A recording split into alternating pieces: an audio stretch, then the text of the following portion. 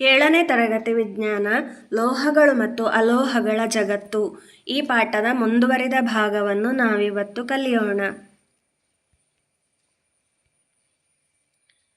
ನಾವು ಹಿಂದಿನ ಪಾಠದಲ್ಲಿ ಲೋಹಗಳ ಭೌತಿಕ ಗುಣಲಕ್ಷಣಗಳನ್ನು ಕಲಿತಿದ್ದೇವೆ. ಈಗ ವಿಶ್ವವಿಖ್ಯಾತ ಸ್ವಾತಂತ್ರ್ಯ ಪ್ರತಿಮೆಯನ್ನು ನೋಡೋಣ.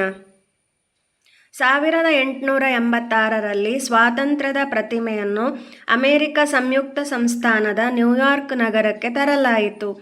ಇದು ಫ್ರಾನ್ಸ್ ದೇಶದ ಜನರು ಅಮೆರಿಕ ಸಂಯುಕ್ತ ಸಂಸ್ಥಾನದ ಜನರಿಗೆ ನೀಡಿದ ಸ್ನೇಹದ ಸಂಕೇತದ ಉಡುಗೊರೆಯಾಗಿತ್ತು. ಸ್ವಾತಂತ್ರ್ಯದ ಪ್ರತಿಮೆಯು ಮೂಲತಃ ಮಂದ ಕಂದು ಬಣ್ಣದ್ದಾಗಿತ್ತು. ಹಲವಾರು ದಶಕಗಳಲ್ಲಿ ಈ ಪ್ರತಿಮೆಯು ಹಸಿರು ಬಣ್ಣಕ್ಕೆ ತಿರುಗಿತು. ಇದು ಹೇಗೆ ಸಂಭವಿಸಿತು? ಸ್ವಾತಂತ್ರ್ಯದ ಪ್ರತಿಮೆಯು ತಾಮ್ರ ಎಂಬ ಲೋಹದಿಂದ ಮಾಡಲ್ಪಟ್ಟಿದೆ. ಹೊಸದಾಗಿ ಇದ್ದಾಗ ಅದು ಮಂದ ಕಂದು ಬಣ್ಣದಲ್ಲಿತ್ತು. ಆದರೆ ಉತ್ಕರ್ಷಣ ಎಂಬ ನೈಸರ್ಗಿಕ ಹವಾಮಾನ ಕ್ರಿಯೆಯಿಂದ ಪ್ರತಿಮೆಯ ಹೊರಭಾಗದಲ್ಲಿ ತಾಮ್ರದ ಆಕ್ಸೈಡ್ ಪದರವು ರೂಪುಗೊಂಡು ಅದು ಕೆಂಪು ಬಣ್ಣಕ್ಕೆ ತಿರುಗಿತು. ನಂತರ ತಾಮ್ರದ ಆಕ್ಸೈಡ್ ಗಾಳಿಯಲ್ಲಿರುವ ತೇವಾಂಶ ಮತ್ತು ಇಂಗಾಲದ ಡೈಆಕ್ಸೈಡುಗಳೊಂದಿಗೆ ನಿಧಾನವಾಗಿ ರಾಸಾಯನಿಕ ಕ್ರಿಯೆ ನಡೆಸಿ ಪ್ಯಾಟಿನಾ ಎಂದು ಕರೆಯಲ್ಪಡುವ ತೆಳುವಾದ ತಾಮ್ರ ಕಾರ್ಬೋನೇಟ್ ಪದರವನ್ನು ರೂಪಿಸುತ್ತದೆ. ಈ ಪ್ಯಾಟಿನಾ ಪದರವು ಈ ನಾಣ್ಯದಂತೆ ಹಸಿರು ಬಣ್ಣವನ್ನು ಹೊಂದಿರುತ್ತದೆ. ಹೀಗಾಗಿ ದೀರ್ಘಕಾಲದವರೆಗೆ ವಾಯುಮಾಲಿನ್ಯ ಮತ್ತು ತೇವಾಂಶಕ್ಕೆ ಒಡ್ಡಿಕೊಳ್ಳುವುದರಿಂದ ತಾಮ್ರದ ಪ್ರತಿಮೆಯ ಮೇಲ್ಮೈಯಲ್ಲಿ ನೀಲಿ ಹಸಿರು ಬಣ್ಣದ ತಾಮ್ರದ ಕಾರ್ಬೋನೇಟ್ ಪದರವು ರೂಪುಗೊಂಡಿದೆ. ಲೋಹಗಳು ಗಾಳಿ ಮತ್ತು ನೀರಿನ ಸಂಪರ್ಕಕ್ಕೆ ಬಂದಾಗ ಅವುಗಳು ಹೇಗೆ ವರ್ತಿಸುತ್ತವೆ ಎಂಬುದರ ಕುರಿತು ನಾವು ಇನ್ನಷ್ಟು ತಿಳಿದುಕೊಳ್ಳೋಣ. ಗಾಳಿಯೊಂದಿಗೆ ಲೋಹಗಳ ವರ್ತನೆ. ಕಬ್ಬಿಣದಿಂದ ಮಾಡಿದ ವಸ್ತುವನ್ನು ದೀರ್ಘಕಾಲದವರೆಗೆ ಹೊರಗೆ ಇಟ್ಟರೆ ಏನಾಗುತ್ತದೆ ನೋಡಿದ್ದೀರಾ? ಹೊಸ ಕಬ್ಬಿಣಕ್ಕೂ ಹಳೆ ಕಬ್ಬಿಣಕ್ಕೂ ಏನು ವ್ಯತ್ಯಾಸವಿದೆ? ಕಬ್ಬಿಣದಿಂದ ಮಾಡಿದ ವಸ್ತುಗಳನ್ನು ದೀರ್ಘಕಾಲದವರೆಗೆ ಹೊರಗೆ ಇಟ್ಟರೆ ತೇವಾಂಶವುಳ್ಳ ಗಾಳಿಯೊಂದಿಗೆ ವರ್ತಿಸಿ ತುಕ್ಕು ಪದರವನ್ನು ರೂಪಿಸುತ್ತದೆ. ಈ ತುಕ್ಕು ಕೆಂಪು ಕಂದು ಬಣ್ಣವನ್ನು ಹೊಂದಿರುತ್ತದೆ. ತುಕ್ಕು ಹೇಗೆ ರೂಪುಗೊಳ್ಳುತ್ತದೆ? ತೇವಾಂಶದ ಉಪಸ್ಥಿತಿಯಲ್ಲಿ ಕಬ್ಬಿಣವು ಆಮ್ಲಜನಕದೊಂದಿಗೆ ರಾಸಾಯನಿಕ ಕ್ರಿಯೆ ನಡೆಸಿದಾಗ ತುಕ್ಕು ಉಂಟಾಗುತ್ತದೆ. ಗಾಳಿಯಲ್ಲಿ ಸಾಧಾರಣವಾಗಿ ತೇವಾಂಶವಿರುತ್ತದೆ, ಗಾಳಿಯಲ್ಲಿ ಆಮ್ಲಜನಕವೂ ಇರುತ್ತದೆ. ಈ ಎರಡೂ ಕಬ್ಬಿಣದ ಜೊತೆ ಸೇರಿಕೊಂಡಾಗ ರಾಸಾಯನಿಕ ಕ್ರಿಯೆಗೆ ಒಳಗಾಗಿ ತುಕ್ಕು ಉಂಟಾಗುವುದು. ತುಕ್ಕಿನ ರಾಸಾಯನಿಕ ಹೆಸರೇ ಕಬ್ಬಿಣದ ಆಕ್ಸೈಡ್ ಆಗಿದೆ. ಲೋಹದ ವಸ್ತುಗಳ ಮೇಲೆ ವಿಶೇಷ ರಕ್ಷಣಾತ್ಮಕ ಬಣ್ಣ ಲೇಪಿಸುವ ಮೂಲಕ ಅವುಗಳನ್ನು ತುಕ್ಕು ಹಿಡಿಯುವುದರಿಂದ ನಾವು ರಕ್ಷಿಸಬಹುದು. ಇಲ್ಲಿ ನೀಡಿರುವಂಥದ್ದು ತುಕ್ಕು ಉಂಟಾಗುವಂತಹ ಒಂದು ಸಮೀಕರಣವಾಗಿದೆ. ಕಬ್ಬಿಣ, ಆಮ್ಲಜನಕ ಮತ್ತು ನೀರು ಸೇರಿ ಕಬ್ಬಿಣದ ಆಕ್ಸೈಡ್ ಅಂದರೆ ತುಕ್ಕು ಉಂಟಾಗುತ್ತದೆ. ತಾಮ್ರ, ಕಬ್ಬಿಣದಂತಹ ಲೋಹಗಳು ಆಮ್ಲಜನಕದೊಂದಿಗೆ ನಿಧಾನವಾಗಿ ವರ್ತಿಸುತ್ತದೆ ಎಂದು ನಾವು ಕಲಿತಿದ್ದೇವೆ. ಆದರೆ ಸೋಡಿಯಂ ಲೋಹವು ಆಮ್ಲಜನಕದೊಂದಿಗೆ ಅತ್ಯಂತ ವೇಗವಾಗಿ ವರ್ತಿಸುತ್ತದೆ. ಈಗ ನಾವು ಸೋಡಿಯಂನಂತಹ ಲೋಹಗಳನ್ನು ನೋಡೋಣ. ಸೋಡಿಯಂ ಆಮ್ಲಜನಕದ ಸಂಪರ್ಕಕ್ಕೆ ಬಂದ ತಕ್ಷಣ ಬೆಂಕಿ ಹೊತ್ತಿಕೊಂಡು ಉರಿಯುತ್ತದೆ. ಹೀಗಾಗಿ ಸೋಡಿಯಂ ಹೆಚ್ಚು ಕ್ರಿಯಾಶೀಲವಾದ ಲೋಹವಾಗಿರುತ್ತದೆ. ಸೋಡಿಯಂ ಗಾಳಿಯಲ್ಲಿ ಉರಿಯುತ್ತದೆ.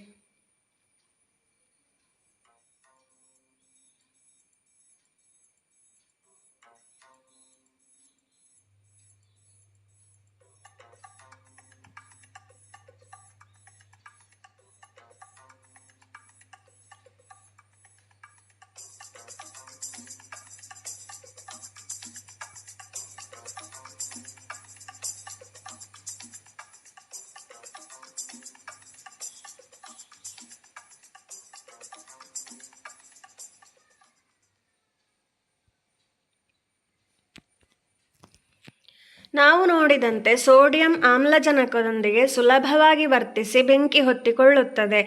ಆದ್ದರಿಂದ ಅದನ್ನು ಎಚ್ಚರಿಕೆಯಿಂದ ಸಂಗ್ರಹಿಸಬೇಕು. ಸೋಡಿಯಂ ಅನ್ನು ಆಮ್ಲಜನಕದ ಸಂಪರ್ಕಕ್ಕೆ ಬರದಂತೆ ತಡೆಯಲು ಯಾವಾಗಲೂ ಸೀಮೆ ಎಣ್ಣೆಯಂತಹ ಖನಿಜ ತೈಲದಲ್ಲಿ ಅದನ್ನು ಸಂಗ್ರಹಿಸಲಾಗುತ್ತದೆ.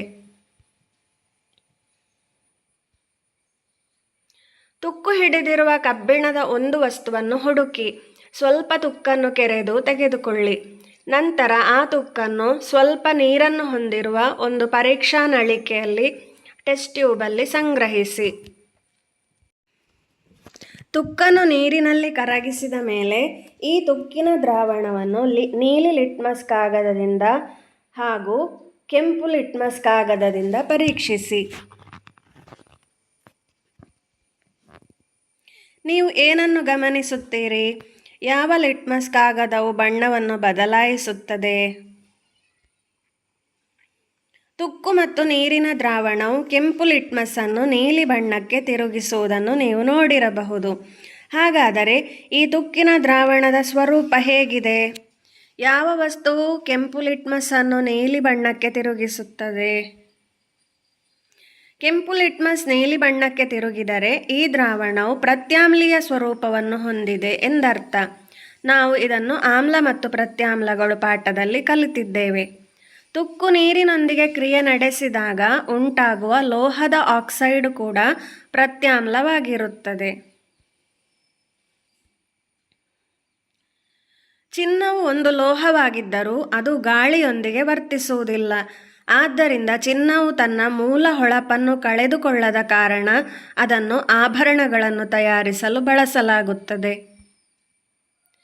ಗಾಳಿಯೊಂದಿಗೆ ಸುಲಭವಾಗಿ ವರ್ತಿಸದ ಮತ್ತೊಂದು ಲೋಹವಾದ ಪ್ಲಾಟಿನಮ್ ಅನ್ನು ಕೂಡ ಆಭರಣಗಳು ಮತ್ತು ಮೈಕ್ರೋಚಿಪ್ಗಳಂತಹ ಎಲೆಕ್ಟ್ರಾನಿಕ್ ಸಾಧನಗಳಲ್ಲಿ ಬಳಸಲಾಗುತ್ತದೆ. ನಿಮಗಿದು ಗೊತ್ತೇ? ಬೆಳ್ಳಿಯಿಂದ ತಯಾರಿಸಲಾದ ವಸ್ತುಗಳು ಕೆಲವು ಸಮಯದ ನಂತರ ನಿಧಾನವಾಗಿ ಕಪ್ಪು ಬಣ್ಣಕ್ಕೆ ತಿರುಗುತ್ತವೆ, ಏಕೆಂದರೆ ಬೆಳ್ಳಿ ಗಾಳಿಯಲ್ಲಿರುವ ಸಲ್ಫರ್ ಸಂಯುಕ್ತಗಳೊಂದಿಗೆ ಪ್ರತಿಕ್ರಿಯಿಸಿ ಕಪ್ಪು ಬಣ್ಣದ ಬೆಳ್ಳಿಯ ಸಲ್ಫೈಡನ್ನು ರಚಿಸುತ್ತದೆ.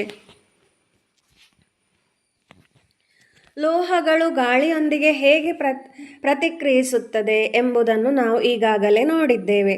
ಈಗ ಅಲೋಹಗಳು ಗಾಳಿಯೊಂದಿಗೆ ಹೇಗೆ ಪ್ರತಿಕ್ರಿಯಿಸುತ್ತವೆ ಎಂಬುದನ್ನು ನೋಡೋಣ. ಗಾಳಿಯೊಂದಿಗೆ ಅಲೋಹಗಳ ವರ್ತನೆ. ನೀವು ಈ ಸ್ಮಾರಕವನ್ನು ಗುರುತಿಸುತ್ತೀರಾ? ಇದು ಎಲ್ಲರಿಗೂ ತಿಳಿದಿದೆ. ತಾಜ್ ಮಹಲ್. ತಾಜ್ ಮಹಲ್ನ ಬಣ್ಣವು ಹಲವು ವರ್ಷಗಳಿಂದ ಬದಲಾಗಿದೆ. ಈ ಬದಲಾವಣೆಗೆ ಕಾರಣವೇನೆಂದು ಯೋಚಿಸಿದ್ದೀರಾ?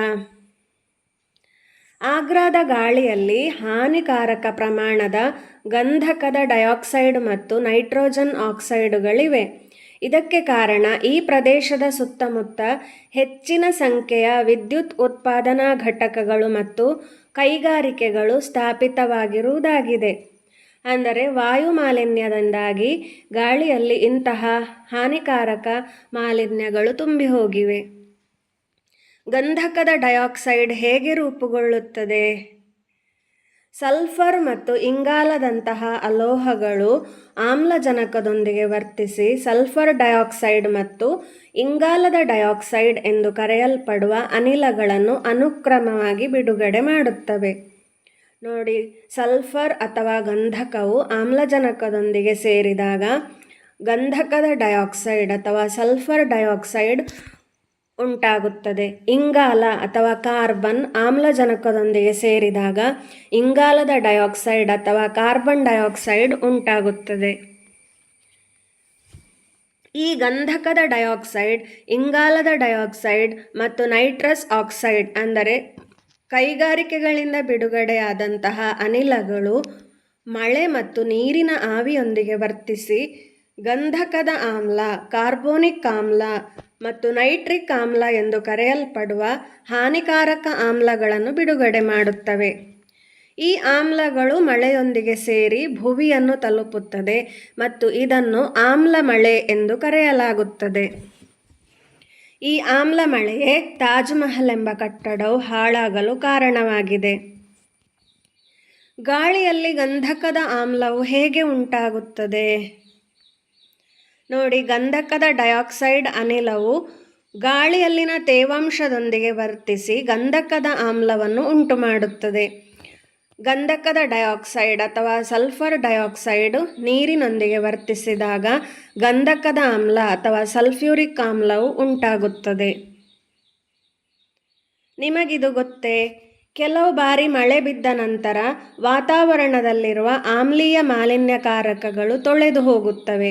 ನಂತರ ಸುರಿಯುವ ಮಳೆ ನೀರು ಸಾಮಾನ್ಯವಾಗಿ ಸುರಕ್ಷಿತವಾಗಿರುತ್ತದೆ. ಆದಾಗ್ಯೂ ಮೊದಲ ಕೆಲವು ಮಳೆಗಳ ನೀರನ್ನು ಬಳಸುವುದನ್ನು ತಪ್ಪಿಸಬೇಕು, ಏಕೆಂದರೆ ಆ ನೀರು ಆಮ್ಲೀಯ ಸ್ವಭಾವವನ್ನು ಹೊಂದಿರುತ್ತದೆ. ಲೋಹದ ಆಕ್ಸೈಡ್, ಅಲೋಹದ ಆಕ್ಸೈಡ್ ನೀರಿನೊಂದಿಗೆ ರಾಸಾಯನಿಕ ಕ್ರಿಯೆ ನಡೆಸಿದಾಗ ಉಂಟಾಗುವ ಸಂಯುಕ್ತವು ಆಮ್ಲೀಯವ ಅಥವಾ ಪ್ರತ್ಯಾಮ್ಲೀಯ ಸ್ವಭಾವವನ್ನು ಹೊಂದಿದೆಯೇ ಎಂಬುದನ್ನು ಹೇಗೆ ತಿಳಿಯಬಹುದು? ಈಗ ನಾವು ಲೋಹದ ಆಕ್ಸೈಡುಗಳು ಪ್ರತ್ಯಾಮ್ಲೀಯ ಗುಣವನ್ನು ಹೊಂದಿದೆ ಎಂದು ತಿಳಿದಿದ್ದೇವೆ. ಈಗ ಅಲೋಹದ ಆಕ್ಸೈಡ್ ಯಾವ ಗುಣವನ್ನು ಹೊಂದಿದೆ ಎಂದು ನಾವು ತಿಳಿಯೋಣ. ಸಂಯುಕ್ತವು ಆಮ್ಲ ಅಥವಾ ಪ್ರತ್ಯಾಮ್ಲೀಯವೇ ಎಂದು ತಿಳಿಯಲು ನಾವು ಲಿಟ್ಮಸ್ ಪರೀಕ್ಷೆಯನ್ನು ಬಳಸಬಹುದು. ನಾವು ಲಿಟ್ಮಸ್ ಪೇಪರನ್ನು ಗಂಧಕದ ಆಮ್ಲ ಅಥವಾ ಕಾರ್ಬೋನಿಕ್ ಆಮ್ಲಕ್ಕೆ ಅದ್ದಿದಾಗ ಅದು ಕೆಂಪು ಬಣ್ಣಕ್ಕೆ ತಿರುಗುತ್ತದೆ ಮತ್ತು ಈ ವಸ್ತುಗಳು ಆಮ್ಲೀಯ ಸ್ವಭಾವವನ್ನು ಹೊಂದಿವೆ ಎಂದು ನೀಲಿ ಲಿಟ್ಮಸ್ ಪೇಪರ್ನ ಸಹಾಯದಿಂದ ತಿಳಿಯಬಹುದು. ಇದರಿಂದ ನಾವು ಅಲೋಹದ ಆಕ್ಸೈಡುಗಳು ಆಮ್ಲೀಯ ಗುಣವನ್ನು ಹೊಂದಿದೆ ಎಂದು ನಾವು ತಿಳಿಯಬಹುದು.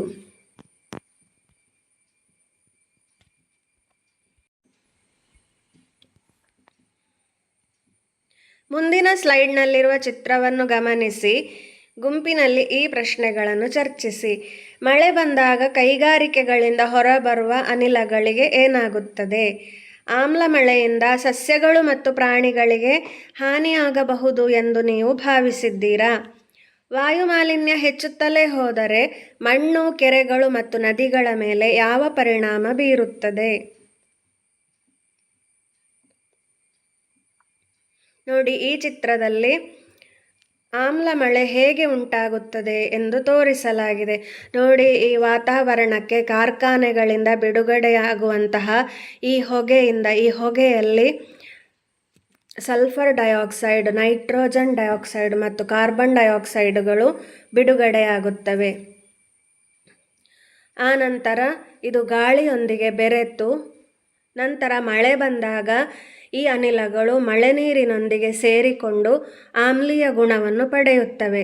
ಇದನ್ನೇ ನಾವು ಆಮ್ಲ ಮಳೆ ಎಂದು ಕರೆಯುತ್ತೇವೆ. ಈ ಆಮ್ಲ ಮಳೆಯು ಸಸ್ಯಗಳು ಆಮೇಲೆ ನೀರಿನ ಮೂಲಗಳನ್ನು ಮಾಲಿನ್ಯಗೊಳಿಸಿ ಸಸ್ಯಗಳ ಬೆಳವಣಿಗೆಯನ್ನು ಕುಂಠಿತಗೊಳಿಸುತ್ತದೆ ಹಾಗೂ ಕಟ್ಟಡಗಳು ಕೂಡ ಸವೆಯುವಂತೆ ಮಾಡುತ್ತವೆ.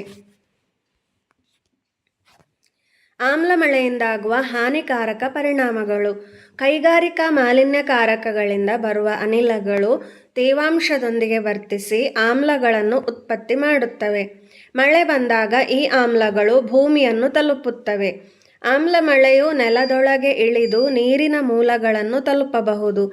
ಇದರಿಂದ ಆ ನೀರನ್ನು ಕುಡಿಯಲು ಅವಲಂಬಿಸಿರುವ ಸಸ್ಯಗಳು, ಪ್ರಾಣಿಗಳು ಹಾಗೂ ಜನರಿಗೆ ಹಾನಿಯಾಗುತ್ತದೆ.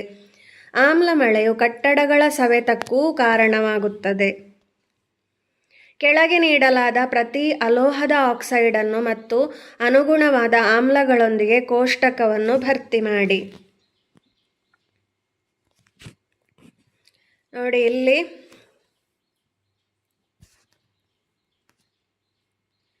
ಅಲೋಹಗಳು ಕಾರ್ಬನ್, ಸಾರಜನಕ ಮತ್ತು ಗಂಧಕ. ಕಾರ್ಬನ್ ಇಂಗಾಲದ ಡೈಆಕ್ಸೈಡ್, ಕಾರ್ಬೋನಿಕ್ ಆಮ್ಲ. ಸಾರಜನಕ ನೈಟ್ರೋಜನ್ ಡೈಆಕ್ಸೈಡ್, ನೈಟ್ರಿಕ್ ಆಮ್ಲ. ಗಂಧಕ ಗಂಧಕದ ಆಕ್ಸೈಡ್, ಗಂಧಕದ ಆಮ್ಲ. ಕೆಲವು ಅಲೋಹಗಳು ಆಮ್ಲಜನಕದೊಂದಿಗೆ ಪ್ರತಿಕ್ರಿಯಿಸುವುದಿಲ್ಲ. ಕೆಲವು ಧಾತುಗಳು ಆಮ್ಲಜನಕದೊಂದಿಗೆ ಯಾವುದೇ ರಾಸಾಯನಿಕ ಕ್ರಿಯೆ ನಡೆಸುವುದಿಲ್ಲ. ಈ ಅಲೋಹಗಳು ಜಡ ಅನಿಲಗಳು ಅಥವಾ ನೋಬೆಲ್ ಗ್ಯಾಸಸ್ ಎಂದು ಕರೆಯಲ್ಪಡುವ ಅನಿಲಗಳ ಗುಂಪಿಗೆ ಸೇರಿವೆ. ಸ್ವಾಭಾವಿಕವಾಗಿ ಸಂಭವಿಸುವ 6 ಜಡ ಅನಿಲಗಳೆಂದರೆ helium, neon, organ, krypton, xenon ಮತ್ತು ವಿಕಿರಣಶೀಲ ರ್ಯಾಡಾನ್. ಇವುಗಳನ್ನು ನಾವು ಜಡ ಅನಿಲಗಳೆಂದು ಕರೆಯುತ್ತೇವೆ. ಸಾರಾಂಶ: ಆಮ್ಲಜನಕದೊಂದಿಗೆ ವರ್ತನೆ. ಲೋಹಗಳು ಮತ್ತು ಅಲೋಹಗಳನ್ನೀಗ ಹೋಲಿಸೋಣ. ಲೋಹಗಳು ಆಮ್ಲಜನಕದೊಂದಿಗೆ ವರ್ತಿಸಿ ಲೋಹದ ಆಕ್ಸೈಡುಗಳನ್ನು ಉಂಟು ಮಾಡುತ್ತವೆ. ಅಲೋಹಗಳು ಆಮ್ಲಜನಕದೊಂದಿಗೆ ವರ್ತಿಸಿ ಅಲೋಹದ ಆಕ್ಸೈಡುಗಳನ್ನು ಉಂಟು ಮಾಡುತ್ತವೆ. ಲೋಹದ ಆಕ್ಸೈಡುಗಳು ಪ್ರತ್ಯಾಮ್ಲೀಯ ಸ್ವಭಾವವನ್ನು ಹೊಂದಿರುತ್ತದೆ, ಆದರೆ ಅಲೋಹದ ಆಕ್ಸೈಡುಗಳು ಆಮ್ಲೀಯ ಸ್ವಭಾವವನ್ನು ಹೊಂದಿರುತ್ತವೆ. ಇಲ್ಲಿ ಒಂದು ಪ್ರಶ್ನೆ ಇದೆ. ಒಂದು ದಿನ ಅಭಿಜಿತ್ ಉರಿಯುತ್ತಿರುವ ಇದ್ದಿಲಿನ ತುಂಡನ್ನು ತೆಗೆದುಕೊಂಡು ಅದರಿಂದ ಹೊರಬಂದ ಅನಿಲವನ್ನು ಒಂದು ಪರೀಕ್ಷಾ ನಳಿಕೆಯಲ್ಲಿ ಸಂಗ್ರಹಿಸಿದನು. ಅನಿಲದ ಸ್ವಭಾವವನ್ನು ಅವನು ಹೇಗೆ ಕಂಡುಹಿಡಿಯಬಹುದು? ಈ ಪ್ರಕ್ರಿಯೆಯಲ್ಲಿ ನಡೆಯುವಂತಹ ಪದ ಸಮೀಕರಣವನ್ನು ಬರೆಯಿರಿ. ಕಲ್ಲಿದ್ದಲನ್ನು ಸುಟ್ಟಾಗ ಸಂಗ್ರಹವಾಗುವ ಅನಿಲವು ನೀರಿನೊಂದಿಗೆ ಬೆರೆತ ನಂತರ ಒಂದು ಆಮ್ಲವನ್ನು ರಚಿಸುತ್ತದೆ. ಅದುವೇ ಇಂಗಾಲದ ಡೈಆಕ್ಸೈಡ್. ಉಂಟಾದ ದ್ರಾವಣವನ್ನು ಲಿಟ್ಮಸ್ ಕಾಗದವನ್ನು ಮುಳುಗಿಸುವ ಮೂಲಕ ಅದು ಆಮ್ಲವೋ ಪ್ರತ್ಯಾಮ್ಲವೋ ಎಂಬುದನ್ನು ನಾವು ತಿಳಿದುಕೊಳ್ಳಬಹುದು. ಅದು ಆಮ್ಲವಾದರೆ ನೀಲಿ ಲಿಟ್ಮಸ್ ಅನ್ನು ಕೆಂಪು ಬಣ್ಣಕ್ಕೆ ತಿರುಗಿಸುತ್ತದೆ. ಎರಡನೇ ಪ್ರಶ್ನೆ. ಶ್ರುತಿ ನವದೆಹಲಿಯಲ್ಲಿ ವಾಸಿಸುತ್ತಿದ್ದಾಳೆ. 2017ರಲ್ಲಿ ಗಾಳಿಯಲ್ಲಿ ಮಬ್ಬಿನಂತಿರುವ ದೃಶ್ಯ ಹಾಗೂ ಗಾಳಿಯು ಹೊಗೆಯಿಂದ ತುಂಬಿ ಕಪ್ಪಾಗಿರುವುದನ್ನು ಅವಳು ಗಮನಿಸಿದಳು. ಅವಳ ಕುಟುಂಬದ ಸದಸ್ಯರು ಆಗಾಗ್ಗೆ ಅನಾರೋಗ್ಯಕ್ಕೆ ಒಳಗಾಗುತ್ತಿದ್ದರು. ಈ ಘಟನೆಗಳನ್ನು ನೀವು ಹೇಗೆ ವಿವರಿಸುತ್ತೀರಿ?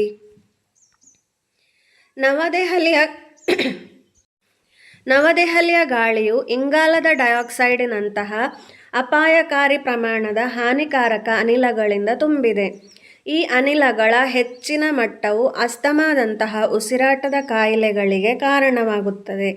ಕೈಗಾರಿಕೆಗಳು ಮತ್ತು ವಾಹನಗಳಿಂದ ಬಿಡುಗಡೆಯಾಗುವ ಅನಿಲಗಳಿಂದಾಗಿ ಗಾಳಿಯು ಹೊಗೆಯಿಂದ ತುಂಬಿದ್ದು, ಈ ಅನಿಲಗಳನ್ನು ಉಸಿರಾಡುವುದರಿಂದ ಜನರು ಅನಾರೋಗ್ಯಕ್ಕೆ ಒಳಗಾಗುತ್ತಾರೆ.